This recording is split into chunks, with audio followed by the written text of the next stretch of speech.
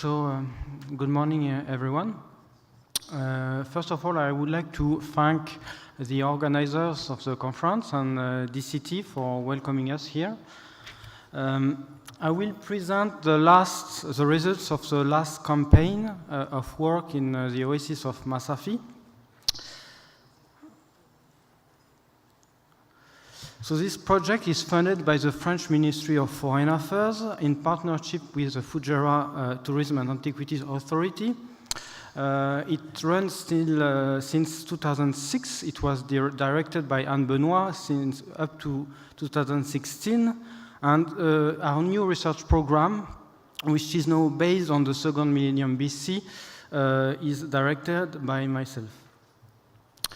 Masafi is an oasis located in the northern Achar Mountains at an altitude of about 450 meters at the border between the Emirates of Fujairah and Ras Al Khaimah.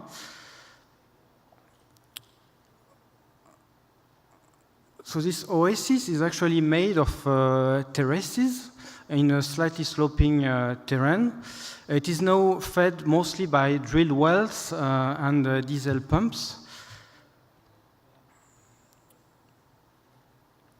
The area benefits from important water resources, important regarding to the region, with relatively important precipitation, about 180 millimeters per year, actually with very high interrennial variability. This precipitation generates quite a lot of runoff sometimes, and also replenish the groundwater. So in the area, we already identified two aquifers that were used in the past. The upper one located in fine sediments underlying the present oasis, and also a lower one which is located in the hardbogite of the Diba formation. Actually, this hardbogite should be an aquiclude, but there are fractures in it which conveys water, and this groundwater has been used until up to now. So this favorable environment has allowed population to settle here and also explain a certain stability of the occupation, because we found evidence of occupation since the Wadi Souk period up to the end of the Iron Age II, and then again during the late Islamic period onwards. We have a gap of occupation at the moment between the end of the Iron Age II and the beginning of the late Islamic period. We don't know how to explain it. We don't have no material, almost no material related to these periods. So I will present briefly what we have found and what we are doing in Masafi. So, in terms of settlement, we have a first settlement to the north, Masafi 4, which has been identified a few years ago, which seems to be occupied during the Wadi Souk period up to the Iron Age II, with also a Islamic reoccupation. This site has only been surveyed and mapped. It is not excavated at the moment, so there's not much I can say about it. Another settlement also built on top of a small hill is Masafi 5 that I will present later, which seems to date from the late Bronze Age, Iron Age 1. The Iron Age 2 was investigated by under the direction of Anne Benoit, and we found 3 complementary sites around a central palm grove, which was found thanks to test pits under the present palm grove. So we had one settlement site, Masafi 2, on the slope of a hill, as well as a public building in Masafi 1, and also a cultic place in Masafi 3 near the present-day palm grove. So these settlements were already studied and published. Regarding the late Islamic period, we have evidence also of settlements which are still visible, and also a fort dating apparently from the 16th, 17th centuries AD, which was excavated a few years ago by a Japanese team. So What I will do now, I will present the results of our excavation in Massafy 5, which, as I said, date mostly to the late Bronze Age. These periods, Wadi Souk and late Bronze Age, as you know, as mentioned earlier in the morning, are characterized by a decrease in the number of sites known, at least, and also a change in burial practice compared to the early Bronze Age. As you can see on this map, there are very few settlement sites. Settlement sites are a small triangular yellow triangle. There are very few sites known from this period, mostly in the UAE, among them Massafy 5. This site was discovered accidentally in 2010. Unfortunately, it was already partially bulldozed, and as you can see, this part was already bulldozed, and we could only investigate this slope to the north and to the east. The first pottery assemblage that was collected on the ground could be dated from the late Bronze Age by comparison with material already known from Shimal and Kalba. So we first did a test trench in 2011 east of the site. Then in 2014 we decided to open a larger area, Area B, and as well as Area A. And finally, in 2017, we resumed the excavation by opening a much larger area. So the first results are already published. You can refer to this article in 2015 proceedings of the Seminar of Arabian Studies. So what we did in 2017 basically was to open a larger excavation area between Area A and Area B, of about 300 meters square. So the first thing we had to do is to remove these rubbles that were actually sitting on top of the site, which were brought by the bulldozers. So for that we had to use, as you see, an excavator, because it was too difficult to do it by hand, unfortunately. And this was necessary, as you see here, to uncover the top part of the site. So when, at the end of the excavation, we had found 5 actually terraces, which were occupied by dwellings. So you can see these terraces here. They are facing the north, the oasis to the north.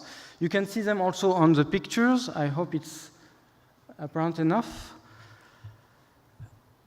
So what I will do, I will present these terraces from the lowest one to the uppermost one. So on the lowest terrace, Terrace 1, we found several phases of occupation. The first phase, unfortunately, is badly preserved. We had probably an initial wall here, which perhaps was supporting a first terrace. It's unclear at the moment. It has not been completely excavated. And what you see mostly here on this plan is the second phase, when 2 rooms were built. One of them gave us 2 successive floors. The other one, we had 1 possible floor, but really badly preserved, unfortunately, again, because of the collapse of the upper terraces. And we also a later phase in which the 2 rooms were covered. On the second terrace, we also had 2 phases of occupation. The second terrace is that one.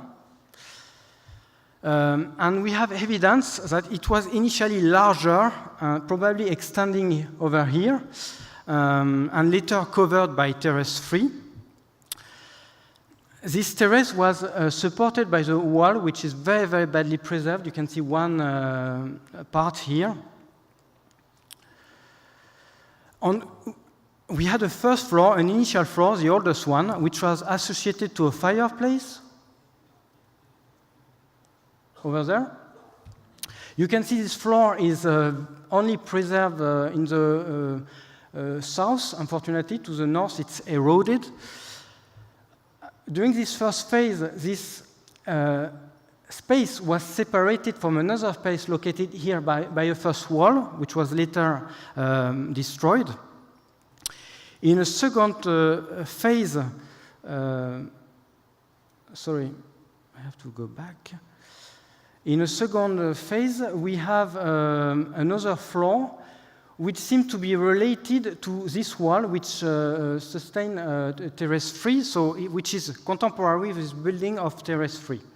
Terrace 3 was already partly excavated in 2014. We found evidence of several, again, phases of occupation.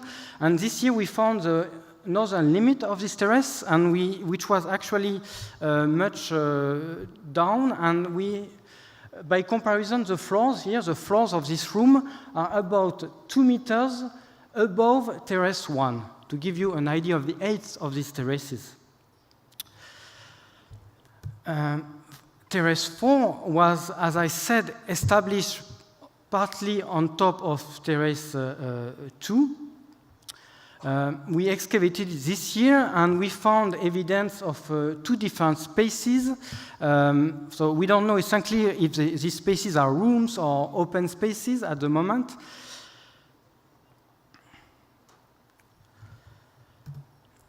So in the western room, 844, we have evidence of 3 successive occupation layers. We have a first floor, which was directly built on top of the bedrock, associated to 1 fireplace. We also had a second floor, as well, associated to a fireplace. And then a third floor, badly preserved. You can see here the stratigraphy of this room. And on top of the last and third floor, we found a layer of ash and charcoal, and we collected one of the date stone, actually in 2014, which was dated by the laboratory of Lyon, of about between 1,400 and 1,200 BC. So that would be probably the final occupation of the site. The last terrace is very, very badly preserved. You can see it here. It's the uppermost one. We have evidence of a space around here with only 1 floor preserved, associated to a big fireplace. We have maybe the evidence of 1 pillar base. We don't know. It was a flat stone which was at the level of the floor. It's very unclear. In these terraces and on Terrace 4, that's the area where we have collected most of the material. We had a huge quantity of pottery, as I will show you later. And finally, at the bottom of the site, near Terrace 1, we also have a series of structures that are not related to any terrace stratigraphically. And here we found several fireplaces. The most interesting one is fire 898, which was about 50 centimeters in diameter. And what is interesting, it has this kind of furrow at the bottom of the fireplace. And one hypothesis is that it is related to the processing of copper. So it's only an hypothesis. We collected all the filling of this fireplace, and it will be analyzed and maybe dated in a lab in Rennes in France to confirm it's related to copper processing or not. I must say that we collected quite a lot of copper slags. I can see here some examples at the bottom of the site. Unfortunately, these copper slags are mostly in the destruction layer of the upper terraces.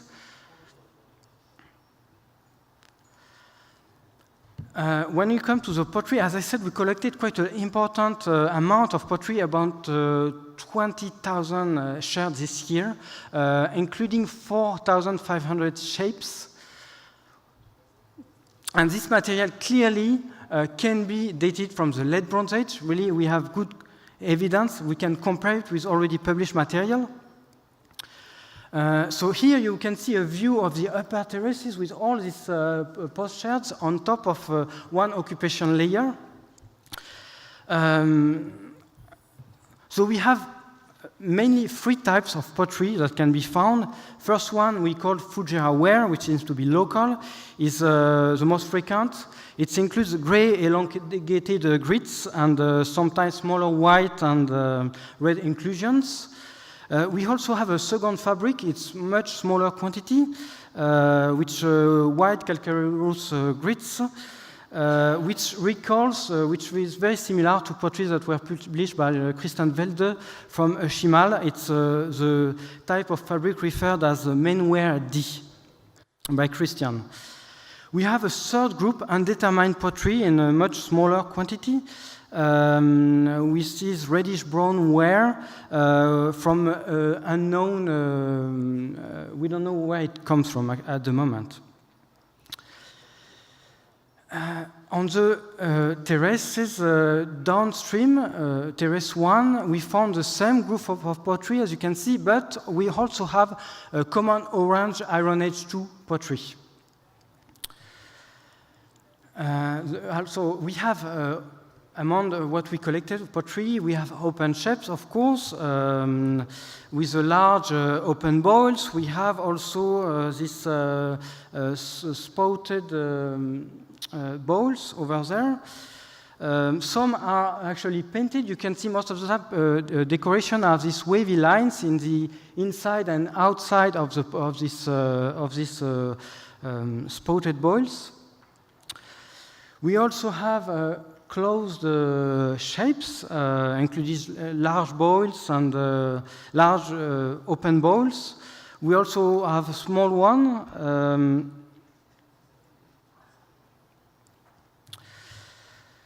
We also have evidence of dishes, footed goblets. We also have one interesting handled bowls over there, and also miniature pottery. So this material is being studied at the moment by Maria Paola Pellegrino in the framework of her PhD at the University of Paris.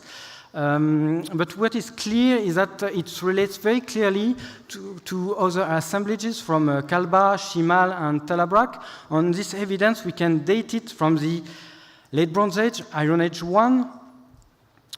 Of course, it's preliminary results at the moment. Finally, we also have in small quantity of small finds on the site. It includes grinding tools as well as very few soft stone vessels, but clearly from the Late Bronze Age. We found one bronze arrowhead, which would be Late Bronze Age. Also, it seems to be close from already published examples. And finally, a very interesting razor blade over here. I mean, what is interpreted as a razor blades? There are some evidence of similar finds in Schimal, for example. Regarding the economy of Masafi 5, we don't have a lot of evidence. We think that agriculture was still, of course, they were still cultivating the oasis of Masafi. We have, as I said, evidence of date stone and jujube stone that were collected in 2014. The studies are ongoing. But at the moment, our geoarchaeological study of the Palm Grove hasn't provided any clear Late Bronze Age cultivated layer or hydraulic structure, unfortunately. But we will pursue of our investigation, of course. So if I summarize the architecture and what we found this year on the site, we have these quite big terraces of sometimes 40 meters square, 5 meters wide in some cases. Unfortunately, we have almost no elevation except on Terrace 1 at the bottom of the site. We have, unfortunately, no post hole and only one possible pillar base. So what we think at the moment is that some space could have been open and some other were probably built, the elevation were made of perishable materials, maybe wooden frame walls.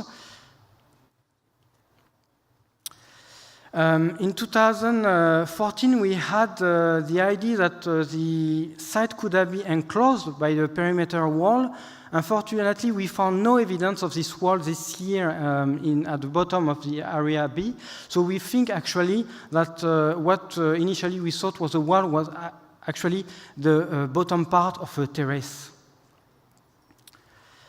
So in terms of chronology, we don't have, so at the moment, we don't have a lot of C14, but it's clear that the site was occupied during the late Bronze Age until probably around 1400, 1200 BC, with a limited reuse during the Iron Age too. But what kind of reuse, we don't know if it was, again, a settlement, a metallurgical site, or if it was a territorial marker at the east of Masafi. It's unclear. During the Iron Age, too, we see a complete change, by the way, of settlement pattern. So Masafi 5 is here, and you see that the other Iron Age 2 sites are located further north. So what we will do to complete our study of Masafi 5, next year we will have to excavate the bottom of the site, which is not completely finished. We also want to try to open an excavation in area C over there, which doesn't seem to be well preserved. And also in area D, but for that we will have again to bring an excavator to clean the area from all these debris that were brought by the bulldozers. We have two ongoing radiocarbon datings, one of them on the oldest layer, so we will be able to give a much stronger chronological framework to this site, and which will really help to clarify this chronology of the second millennium BC and the Bronze Iron Age transition. So I would like, before finishing, I would like to thank very warmly Fujairah Tourism and Antiquities Authority, especially Ahmed Ashamsi, Abdallah Said Samai, and Salah Ali Hassan, for the help over the last 10 years on the field. And I thank you for your attention.